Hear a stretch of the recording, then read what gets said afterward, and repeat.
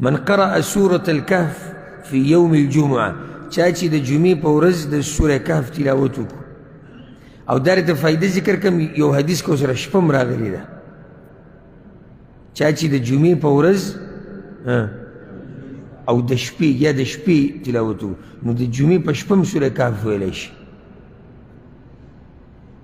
چا چې دا تلاوت وکړو اضاء له من النور ما بینه وبین الجمعتین نو د دې جمعې نه واله د بلې جمعې پورې منځ کې چې دا کمې ورځې دي الله به دې سړي له یو قسمه ناشنا رڼا ورکړي یو حدیث کې دي چې دومره رڼا به الله ورکړي لکه د ځمکې نه د اسمانه پورې او دې نه زموږ دا ډېر پښتانه ناخبره دي ځکه چې اکثر خو یا خو د جمعې پر ورځ د سره تلاوت نه کوي او که جومات ته ته لږ ورشي وختي او کښېني زموږ د پښتانه